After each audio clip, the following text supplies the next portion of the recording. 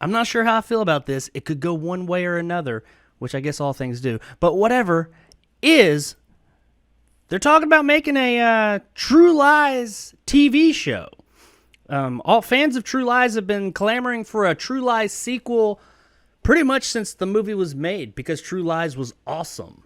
But now, apparently, it's happening. I guess there was another one in the works at Fox, I believe it said, a few years back. Now, apparently, it is moving forward at CBS.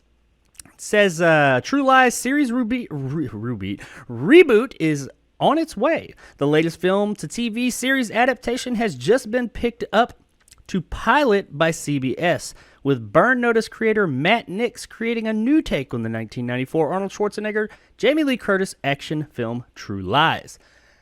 I don't know how I feel about this. Because Schwarzenegger is not going to be in it. That's my understanding from reading this. It's all going to be all new, not characters necessarily per se. It might be, but it doesn't say they're necessarily having new characters, but they are having new actors. They're not going to have the same people playing it, which, I mean, Schwarzenegger, let's be real, Arnold's not going to do a TV show.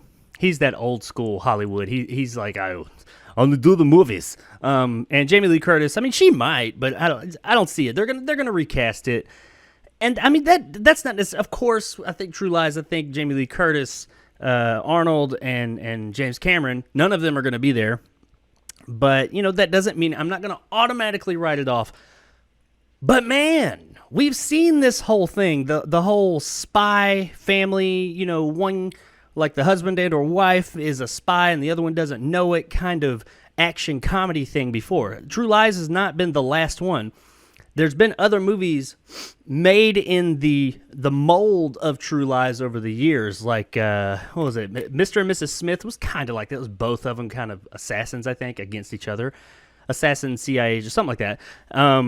There's the one with Tom Cruise, I think, was similar to that. But we've seen things like this before, but nobody could quite capture that magic like James Cameron. Because James Cameron is, regardless of what you think about all his films, the man knows how to make good entertainment that people like to see. He knows how to take a simple premise like True Lies, not simple, but a premise we've seen before, and give it new life. And I don't know if I've not seen Burn Notice. I've heard about it. I heard it was good, but I don't know how much Burn Notice has in common with True Lies.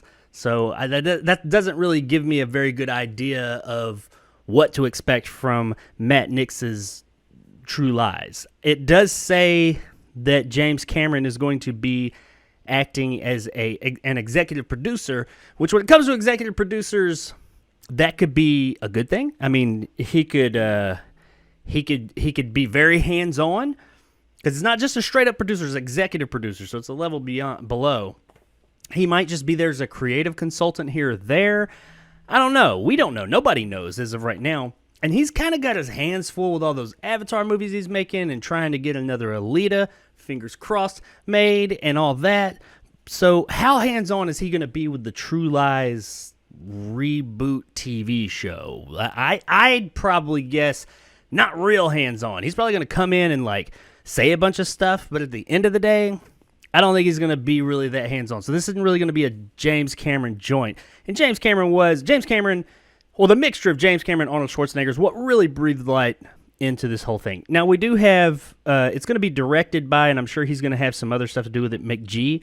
McG is kind of polarizing as far as directors go. He did make the original, I guess the original Charlie's Angels movies, not the show, the ones with Cameron Diaz and Lucy Liu and all them.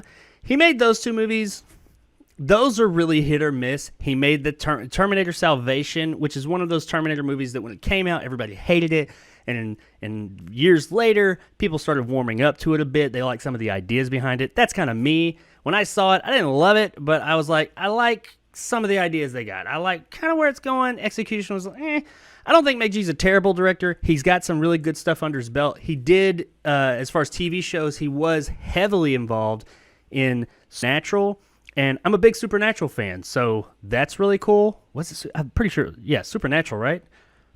Probably should have looked that up before I started recording, but I'm pretty sure it was Supernatural that that McG was involved with. He's involved with something. I want to say Supernatural. Either way, he's done some good TV.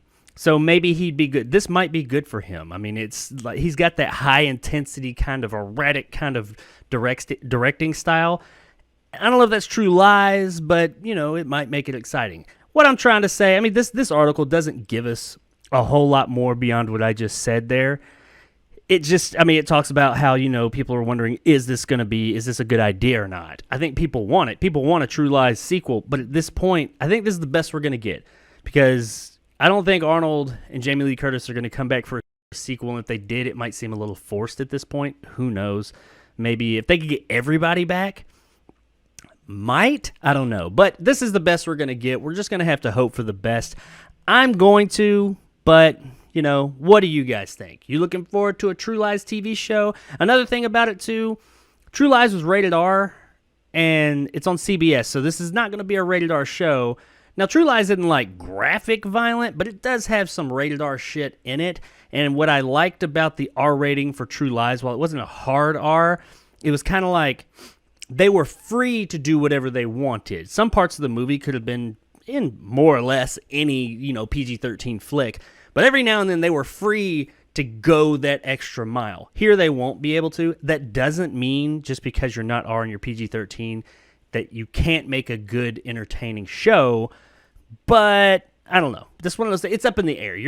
There's a lot of things they're changing here, which, it's hard for fans such as myself to get on board with change, but I'm trying to remain optimistic. And hopefully when this thing comes out, I imagine probably in about a year, give or take, whenever they film it, because they've only ordered a pilot at this point. So if it gets picked up, we might see it in about a year. Who knows? Maybe even longer. But when we do see it, I'll check it out, at least the first few episodes, to see if it's going to be worth it. And I'm going to hope for the best. I'm cautiously optimistic, as I say a lot of the time, but hopefully they do True Lies right.